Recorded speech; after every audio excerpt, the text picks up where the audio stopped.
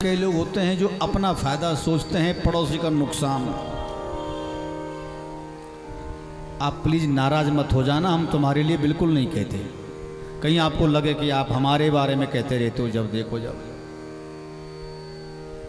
कोई था एक आदमी पड़ोसियों से जिसकी बनती नहीं थी, लड़ाई झगड़ा करता रहता था, रिश्तेदारी नातेदारी किसी से नहीं बनती उसकी।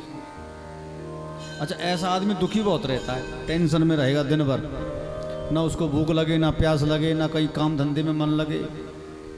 दुखी होकर के एक महात्मा के पास चला गया। महात्मा जी ने प्रसन्न होकर के उसको कटोरा दे दिया और कहा, ये कटोरा ले जाओ, इससे जो मांगोगे तुम्हें मिल जाएगा, पर याद रखना तुमको तो मिलेगा सो मिलेगा, पर तुम्हारे पड़ोसी को डबल मिलेगा।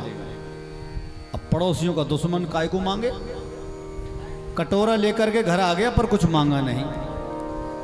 पर उसकी पत्नी को पता चल गया कि राम कटोरे से जो मांगे सो मिल जाए। वो तो चला गया नौकरी करने।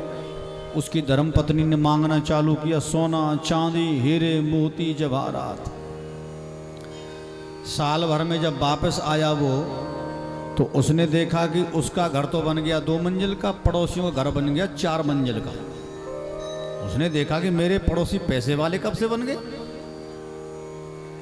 उसकी पत्नी ने कहा, महाराज ये राम कटोरा महात्मा ने दिया था, और देखो इसकी वजह से हमारे यहाँ ये घर कितना बढ़िया बन गया है।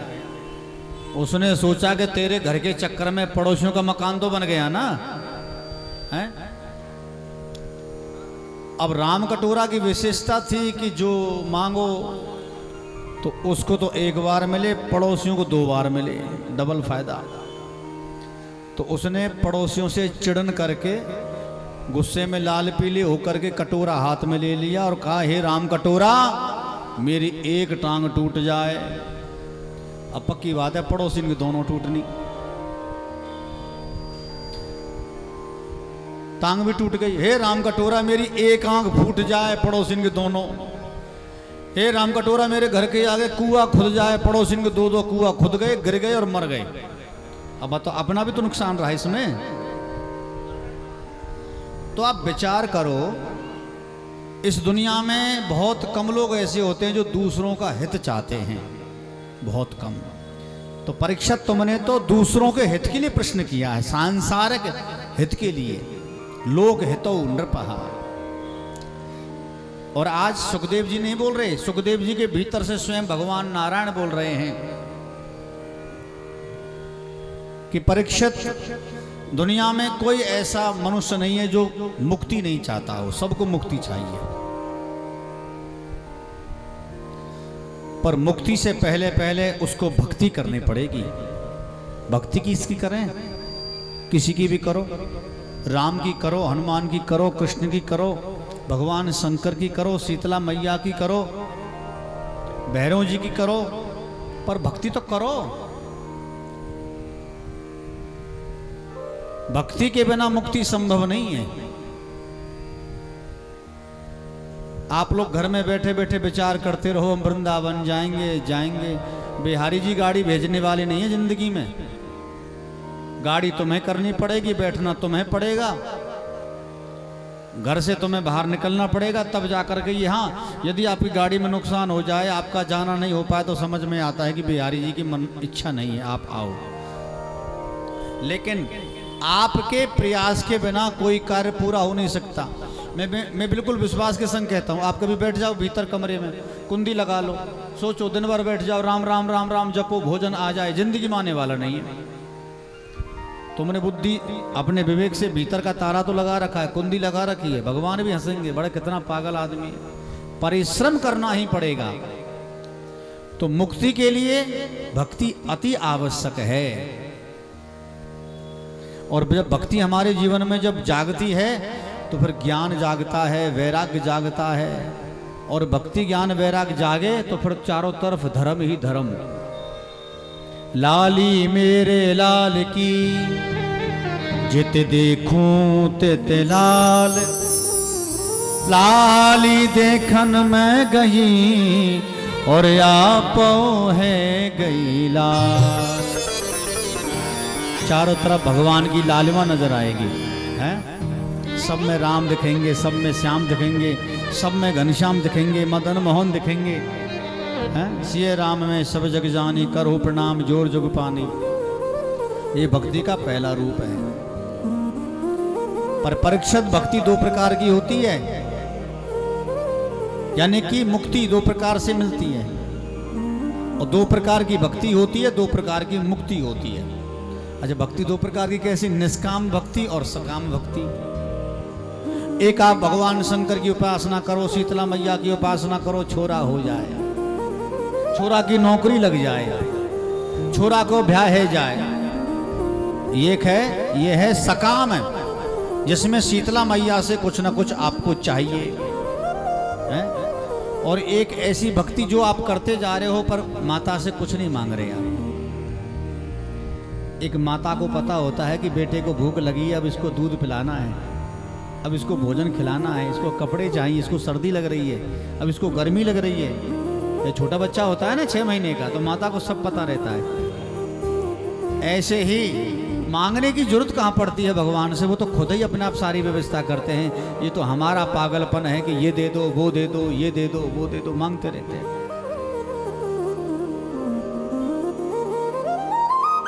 मांगने की वृत्ति हमारी जाती नहीं है, और देने की वृत्ति मन में कभी आती नहीं है। बताओ, ऐसा भी होता है। एक बार ऐसा हुआ था, कोई सेठ जी थे बड़े कंजूस, उसके कोई बच्चा नहीं था, बेटा। तो किसी पंडित जी से पूछ लिया, महाराज क्या किया जाए, क्या करें?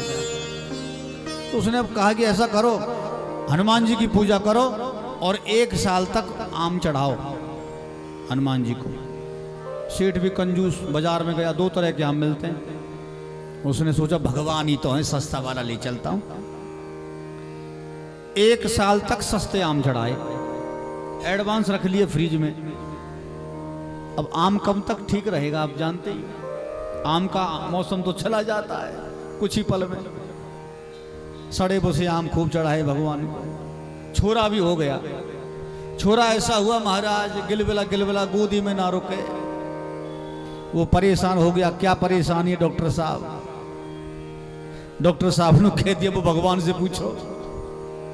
वो भागे भागे हनुमान जी के पास में आए। हनुमान जी महाराज, ये कैसा छोरा दिया है तूने मुझे, तुझे शर्म नहीं आती?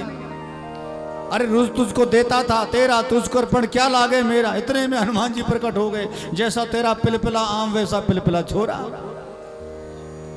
अब जैसा तूने पिलपिला चढ़ाया तो पिलपिला बच्चा ले, संभाल इसको। भगवान को चढ़ावे फटे पुराने वस्त्र हैं और बढ़िया कम्बल की आशा रखें, ये हमारा पागलपन है। भगवान को खिलावें खट्टे मीठे फल, ये कोई सबरी थोड़ी है, हा? ये कोई सबरी थोड़ी है महाराज। जो सबरी जैसी भक्ति हम में तुम में कहां आ सकती है भैया? कहने का तात्पर्य है, भक्ति 2 प्रकार की, तो ऐसे मुक्ति भी 2 प्रकार की, सद्दो मुक्ति और क्रम मुक्ति। आप रोहतक में हेलीकॉप्टर में बैठ जाओ और दिल्ली पहुंच जाओ, ज्यादा समय नहीं लगेगा, थोड़ी देर में पहुंच जाओगे। तो दुनिया के जितने भी गांव, खेत, खलियान बीच में आएंगे, उनसे तुम्हारा कोई लेना देना नहीं। यह है सद्दो मुक्ति। दूसरा क्रम मुक्ति। आप रोहतक में रेलगाड़ी में बैठो तो भाई घंटा 1.5 घंटा तो लगेगा, है? तो कहाँ तो 1.5 घंटे में आप दिल्ली पहुंचे, और कहाँ महाराज फिर आप दिल्ली पहुंच रहे हैं मात्र 10 मिनट में। तो कितना फर्क है। तो परीक्षित कह रहे हैं, महाराज मुझे क्रम मुक्ति की जरूरत नहीं, मुझे तो सद्दो मुक्ति चाहिए। क्यों? साधन शेष हैं। फिर भी परीक्षित कह रहे हैं कि तुम्हें चिंता करने की, सुखदेव जी कह रहे हैं परीक्षित तुम्हें चिंता करने की आवश्यकता नहीं है, तेरे जीवन में साधन है। अरे खटवांग राजराज ने तो एक मुहूर्त में भगवान को प्राप्त कर लिया था। परीक्षित बोले तो क्या करना चाहिए? बोले पहले ये सारे संसार को समझो। यह है कलयुग। कलयुग में एक मनुष्य की उम्र होती है 100 वर्ष। कलयुग से बड़ा है द्वापर, जिसमें एक मनुष्य की उम्र होती है 1000 वर्ष। कलयुग से तिगुना है त्रेता। त्रेता में एक मनुष्य की उम्र होती है 10,000 वर्ष। और कलयुग का चौगुना है सतयुग जिसमें एक मनुष्य की उम्र होती है 1,00,000 वर्ष, एक एक जीरो कम होता चला गया। अब इस कलयुग में हमारी उम्र कितनी है? 100 वर्ष। बाबा हो गए 70 साल के, हैप्पी बर्थडे टू यू। और यूं पतो ना है 100 में से 70 कम हो गए, 30 वर्ष बाकी हैं। 30 वर्ष का कोई भरोसा नहीं है, कब हार्ट अटैक आ जाए।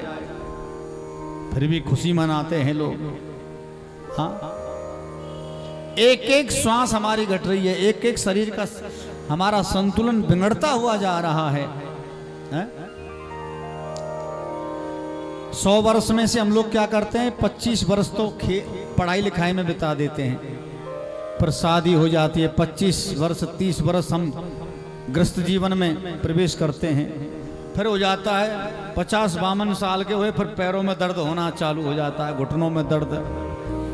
फिर घर वालों से यारी दोस्ती खत्म हो जाती है, फिर डॉक्टरों से यारी हो जाती है। अरे डॉक्टर साहब क्या करें, घुटनों में बड़ा दर्द है, कोई दवाई हो तो बताओ। 50, 51 और 52। बामन का मतलब वनगमन। वनगमन का मतलब होता है काम, क्रोध, लोभ, लालच आपके हृदय में नहीं रहने चाहिए। बच्चे हैं, अपने आप खाएंगे, कमाएंगे, हमें खिलाएंगे। हमारे नसीब में होगा तो मिलेगा, नसीब में नहीं होगा तो महाराज चाहे सामने 56 भोग क्यों ना रखो तो ना पा सकें। नसीब में है तो चल के आएगा, नसीब में नहीं है तो बैठे रहो। इसलिए कोरोना की बीमारी आई थी, एक हमारे मित्र थे, उनको जुकाम हो गया। हमने उनसे पूछा क्या बात है? अरे पता नहीं महाराज जी जुकाम हो रहा है, डॉक्टर को दिखाने जा रहा हूं। बोले मत जाओ। क्यों? कोरोना हो जाएगा। नहीं माना, चला गया। और जाते ही महाराज भर्ती कर लिया। फोन आया, महाराज जी फंस गया। मैंने बोला था ना मत जाओ। अरे यहीं डॉक्टर को बुला देंगे, यहीं चेकअप करा देंगे, तुम्हें मतलब क्या है वहां चले। 17 दिन रहा वो भर्ती। 17 दिन में वो बता रहा था कि जिस रूम में मैं था, जिस हॉल में, रोज 15 आदमी 20 आदमी रोज मरते थे। 17 दिन से मैं सोया नहीं। फिर मैंने किसी ऊंचे अधिकारी को फोन करवाया, महाराज इसको निकलवाओ बाहर, नहीं तो ये मर जाएगा। कई लोग तो हार्ट अटैक होके मर गए। वो रात भर नहीं सो, दवाई नहीं लेता था वो, क्योंकि मुझे पता है कि नशेला कोई पदार्थ ना खिला दें, कहीं फिर हमारी हड्डी पसली बेच दी जाए। ये अफवाह बहुत भयंकर फैली हुई थी उस समय। तो कुछ लोग ना चाहते हुए भी हार्ट अटैक में होकर मर जाते हैं। तो ये आकस्मिक घटनाएं हैं। ये मैं क्यों कह रहा हूँ? इसलिए कह रहा हूँ ये कलयुग है। इसमें जैसे चमत्कार होते हैं ना, ऐसे आदमी बीमार हो जाता है, और बीमार होता है तो पता भी नहीं चलता कब कब मैं सीताराम करके चला गया। अरे भैया कल तो हमारे संग में भोजन कर रहा था, ये तो गजब हो गया। कब हुआ? कितने बजे हुआ? ऐसे ही समय का कुछ पता नहीं है। परीक्षित, सतयुग में भगवान को प्राप्त करने के लिए ध्यान करना पड़ता है। ध्यानम भगवत, ध्यान किया भगवान मिले। त्रेता में यज्ञ, द्वापर में तपस्या, और कलयुग में भगवान का हरिनाम संकीर्तन। कलयुग केवल नामे आधारा, कलयुग केवल नामे आधारा। सुमर सुमर नर होते रही पारा। सुमारे सुमारे नरे होते रही पारा। ओ कलयुग केवल हरि गुण गाहा। कलयुग केवल हरि गुण गाहा। गावत नर पा वैभव था। गावत नारी पा वैभव था। श्री राम जय राम जय जय राम। श्री राम जय राम जय जय राम। कलयुग का दोष सज्जनों हर जगह है, खाने में, पीने में, उठने में, बैठने में, चलने में, हर जगह। इसलिए परीक्षित, सबसे पहले हमें 3 काम करने हैं मुक्ति के लिए। क्या? पहले भक्ति को अपने जीवन में उतारो, कथाएं सुनो। तस्मात् भारत सर्वात्मा भगवानीश्वरो हरि श्रोतव्या कीर्तितवश्च स्मर्तव्ये इच्छता वयम्। सबसे पहले कथा सुनो। प्रथम भगत संतन कर संगा और दूसरी रति मम कथा प्रसंगा। नवदा भक्तियों में दूसरी भक्ति आती है कथा सुनो, सुनना चाहिए। फिर जो कथा सुनी है उसको सुनाओ, पर जो कथा आपने सुनी है उसको भूलो मत, याद रखो। हाँ। अभिमानी घमंडी लोगों के लिए कथाएं नहीं बताई हैं, याद रखें। कथा सीधे सरल भोले भाले लोगों के लिए बताई है। घमंडी आदमी कथा में आ भी गया तो सो जाएगा, पक्की बात है। घमंडी आदमी यदि कथा में आ भी गया तो 1 रुपया दान नहीं करेगा, पक्की बात है। और घमंडी आदमी की तीसरी विशेषता, प्रसाद बट रहा होगा तो लूटेगा नहीं, बैठा रहेगा हमें कोई दे के जाए। और जबकि हमारे ब्रज की कहावत है कि ब्रज में जाओ, ब्रज का रस यदि आपको पाना है तो प्रसाद को लूटना सीखो। आनंद लुट रहा है मोहन तेरी गली में, है कि नहीं?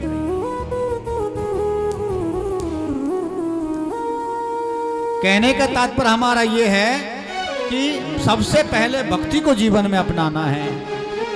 पहले राम जी को अपने दिल में उठाना है, दिल में बैठाना है। हाँ, आनंद लुट रहा है मोहन तेरी गली में। आनंद लुट रहा है मोहन तेरी गली में। आनंद लुट रहा है मोहन तेरी गली में। आनंद लुट रहा है मोहन तेरी गली में। आसे क्या हो रहा है मोहन तेरी गली में। क्या हो रहा है मोहन तेरी गली में। आनंद लुट रहा है मोहन तेरी गली में। आनंद लुट रहा है मोहन तेरी गली में।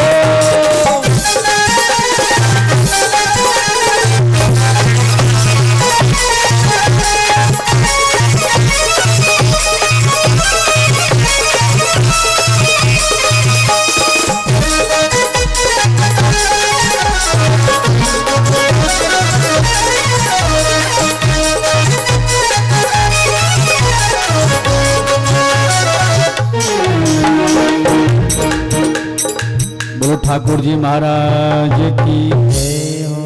कोई बात नहीं, भजन सुनाएंगे आपको, थोड़ी कथा सुन लो, है ना। तो ये आनंद आपको जब मिलेगा जब आप लूटोगे। कथा का रस, कथा का आनंद तभी मिलेगा जब आपकी भावनाएं बनेंगी। तो पहले कथा सुनो, फिर गाओ और फिर उसको याद रखो। उस परमात्मा की, अब शीतला माता के मंदिर में हम बैठे हैं तो शीतला माता कितनी दयालु है? इसको जब जानेंगे नहीं, पहचानेंगे नहीं तो क्या फायदा है? इसको जानना जरूरी है, पहचानना जरूरी है, उसकी कृपा देखनी है पहले कि माता रानी क्या क्या कृपा करती है। तो ये कब होगा? जब आप सत्संग करोगे। जाने बिनो ना, बाबा तुलसीदास कह रहे हैं, जाने बिनो ना होए प्रतीत। जाने बिना होए ना प्रतीत।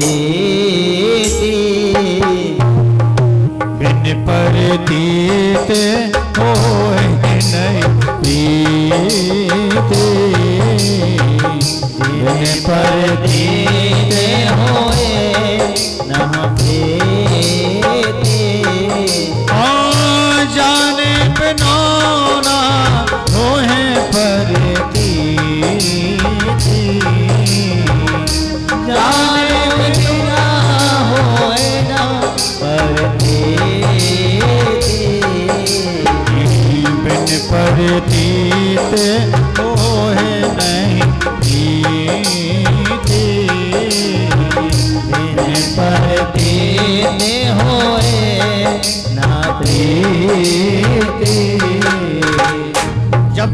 जानोगे नहीं तब तक आप भक्ति कर ही नहीं सकते। और जब भगवान की भक्ति करोगे आपके दिल में, आपके कंठ में, आपके हृदय में हर जगह भगवान बैठ जाएंगे। श्वास श्वास पर कृष्ण भजो, वृथा श्वास जन खोय, ना जाने या श्वास को आवन होय न हो। एक एक श्वास तेरे लाख लाख हीरों की। भजन करना चाहिए, एक एक श्वास पर राम जी का भजन होना चाहिए, याद रखो आप। लेकिन भजन करने का मौका मिलता ही कहां है, तेरी मेरी में लगे रहते हैं। इधर की गाई उधर की गाई, फिर लड़ाई का आनंद लिया, फिर लड़ाई करी। आहा, हमेशा याद रखो सज्जनों, पहले भगवान को समझो, क्योंकि वही सब कुछ है, उसके सामने हम कुछ भी नहीं है। ईश्वर अंश जीव अविनाशी, चेतन अमल सहज सुख राशि। हम उस परमात्मा के खिलौने हैं, कठपुतलियां हैं। भगवान जैसा चाहे वैसा हमें नचाते रहते हैं, याद रखो। अरे राम में भजले रे भाया, राम में भजले, राम भजले भाया, राम भजले, ओ राम भजले रे भाया, राम भजले, राम भजले रे भाया, राम भजले। ओ जरा सो केणो मारो, मारो तो राम भजले, जरा सो केणो मारो तो जरा सो केणो मारो, मान ले तू राम भजले। जरा सो केणो मारो, मान ले तू राम भजले।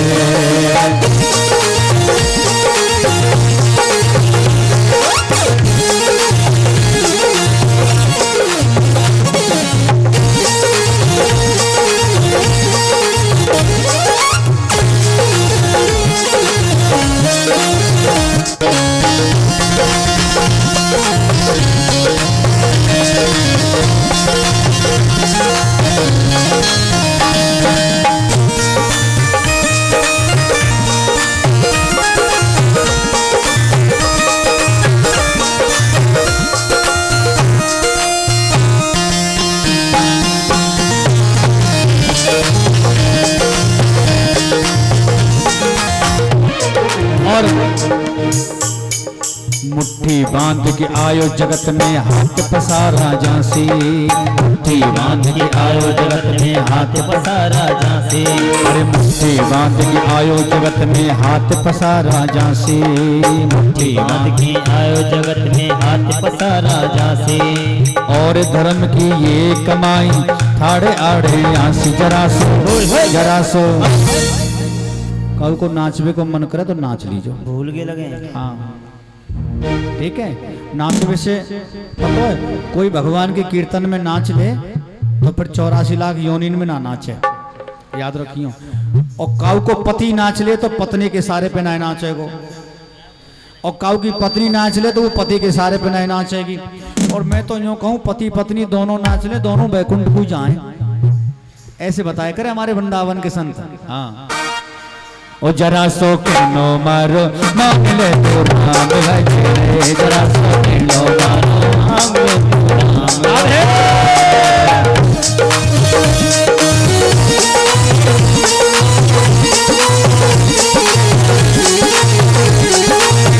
अरे नाच लिया करो।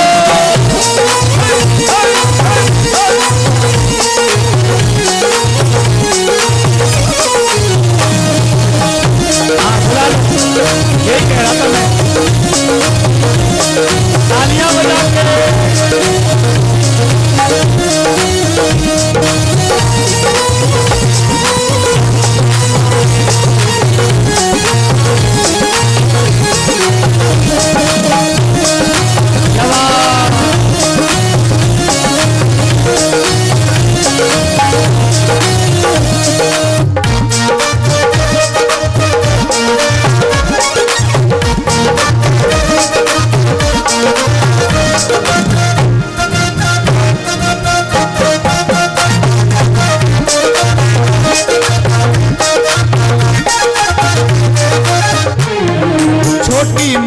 बनी हवेली यही पड़ी रह जासी, छोटी मोटी बनी हवेली यही पड़ी रह जाती, छोटी मोटी बनी हवेली यही पड़ी रह जासी, छोटी मोटी बनी हवेली यही पड़ी रह जाती।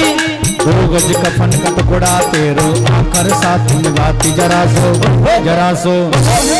ये नाच रहे तुम काय को कुड़ रही हो, फुकी जा रही हो बिल्कुल। हाँ अरे ये नाच रहे तुम तो चारों पेट्रोल फुक रहे हो। एक बार जोरदार ताली।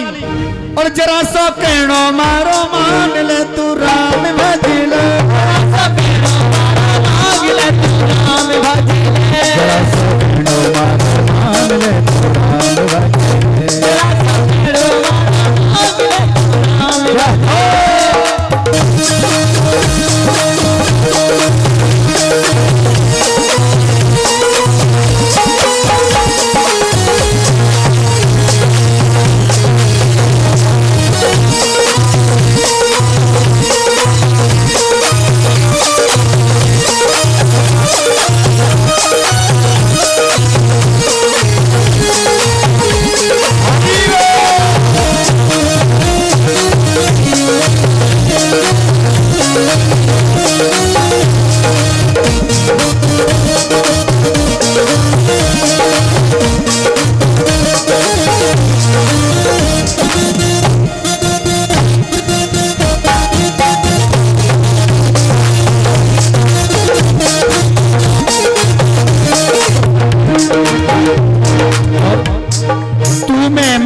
चार दिना का मरना भूले भाई, तू मेहमान है चार दिना का मरना भूले भाई, तू मेहमान है चार दिना का मरना भूले भाई, तू मेहमान है चार दिना का मरना भूले भाई।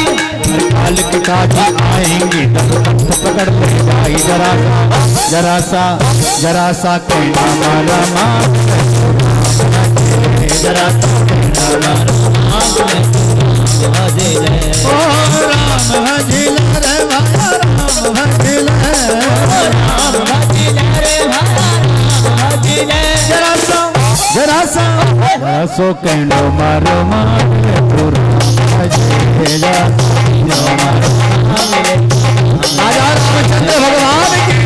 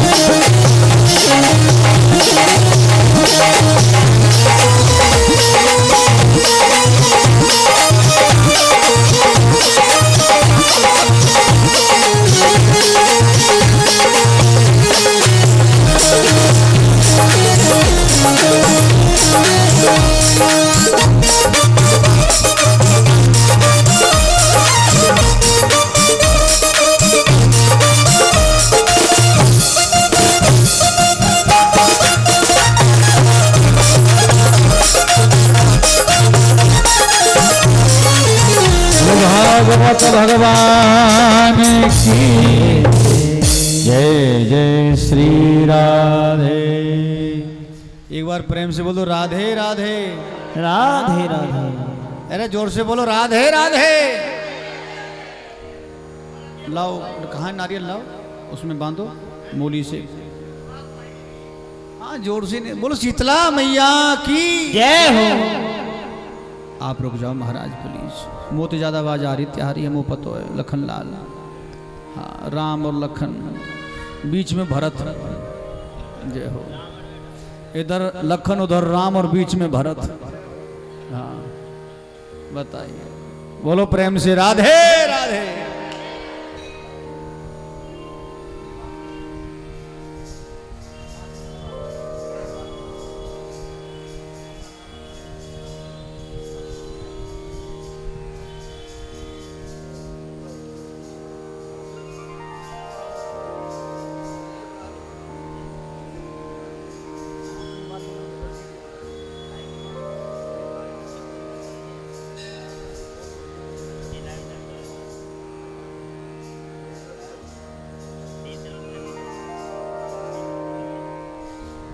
बोलो भागवत भगवान की।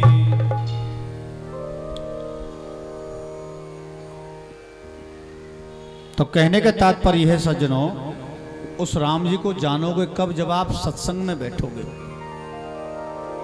सुखदेव जी कह रहे हैं परीक्षित, उस परमात्मा को जानने के लिए मन जरूरी है और मन को जीतने के लिए आसन जीतना जरूरी है। पहले ब्रह्म मुहूर्त में जागो, सूर्य उदय होने से पहले पहले स्नान कर लो, जल्दी जागना चाहिए। और शीतला मैया की गोदी में हम ऐसे आए महाराज, 6:30 बजे जगह सबरे पंडित, बड़ी जोर की नींद आवे। आहा हा। और हमारे महाराज जी भोले भाले सीधे साधे, सो रहे तो सोने दो। अच्छा, माँ की गोदी में तो बच्चे को नींद आती है, स्वभाव है, बढ़िया नींद आती है। हम लोग बिहार में कथा करने गए थे, इससे पहले वृंदावन में कथा थी, उससे पहले बिहार में कथा थी, बांग्लादेश के बॉर्डर पे कथा थी। और वहां गजब का चमत्कार देखो आप, 5:30 बजे दिन निकल जाए तो 5:30 बजे अब दिन निकल जाए तो कितने बजे जगना पड़ेगा? स्वभाव है 4 बजे। जब वहां जगते तो सूर्य उदय खोपड़ी पे, हमने सोचा लाला अब रूट बदलना पड़ेगा। और वहां जब 4 बजे जगते तब जाकर के सूर्य उदय होने से पहले पहले हम नहा धो लेते। और यहाँ महाराज 7 बजे दिन निकलता है, तो स्वभाव उल्टा हो गया है, क्योंकि माता रानी कह रही बेटा आराम करो, कोई दिक्कत नहीं, मैं सब संभाल लूंगी।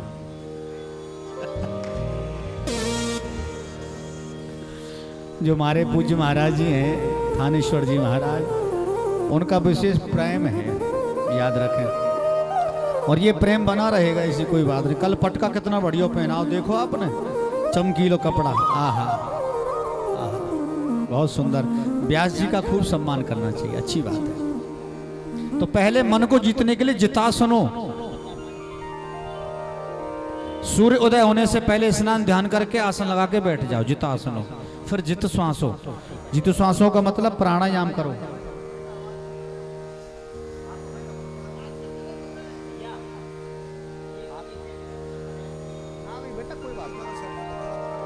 थोड़ी सी आवाज सहन कर लेंगे, हमको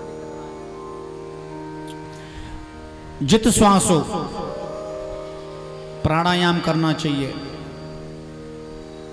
जब काऊ के सर में दर्द होए ना, 24 घंटे जाके सर में दर्द रहेगा, सुबह जल्दी जाग करके अपने घर की छत पे बैठ करके या किसी बढ़िया बगीचे में बैठ करके प्राणायाम करना चाहिए नाक से, ठीक है। नाक के 2 छेद हैं, रामदेव बाबा बताते हैं ना, एक को बंद करो, दूसरे से श्वास खींचो, फिर ऐसे, उससे आपका सर दर्द ठीक हो जाएगा। श्वास की प्रॉब्लम से होती है वो भी ठीक होती है, इसको कहते हैं जित श्वासो। फिर जित संगो, तीसरी बात, अच्छे लोगों का संग करो, जो अच्छे लोग हैं, तब जाकर के जितेंद्रिय बनोगे, फिर आपका मन का संधार होगा। याद रखें, वो जो सारा संसार भगवान ने बनाया है, उस सारे संसार का धन्यवाद करो। संसार में कौन कौन है? यदि हमारे तुम्हारे घरों में बिल्ली नहीं होती, विचार करो, हमारे तुम्हारे घरों में बिल्ली नहीं होती तो चारों तरफ चूहे ही चूहे दिखाई पड़ते। और काश हमारे तुम्हारे घर में चूहे ही चूहे होते तो तुम्हारा एक भी दाना तुम्हें मिल जाए तो गारंटी है। जैसा सिस्टम भगवान ने बना रखा है, वो सिस्टम के अनुसार हम लोग चल रहे हैं। कई लोग कुत्ता पालते हैं घर में, है? कुत्ता पालते हैं किस लिए? बोलो घर की रखवाली के लिए। आजकल तो कुत्ता इतना VIP हो गया है कि उसको बिस्तर पे सुला देते हैं, बताइए। पर वास्तविकता ये है कि कुत्ता जो है रसोई घर में, मंदिर में और अपने बिस्तर पे अलाउ नहीं है। उसमें कितने कीटाणु होते हैं, विचार करना, कभी देखना दूरबीन लेकर के, पता चल जाएगा आपको। हम ये नहीं करें कुत्ता मत पालो, पालो लेकिन सुरक्षा के लिए पालो, मर्यादा में पालो, आपको कोई दोष नहीं है, याद रखें। तो सारा संसार, ये वायु चल रही है, इसका सम्मान, जल का सम्मान, आकाश धरती का सम्मान, सबका सम्मान, सबको प्रणाम करके हम चलें। साधु महात्माओं को प्रणाम करें, ब्राह्मणों को प्रणाम करें।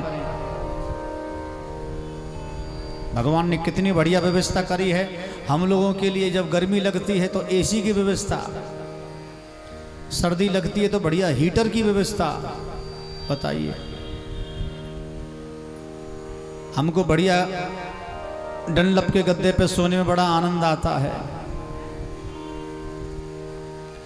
लेकिन यदि महात्माओं को यही सुख लेना है तो जंगल में जाइए आप। जो सुख आपको एसी में मिलता है वही सुख महात्माओं को वृक्ष की छाया के नीचे मिलता है।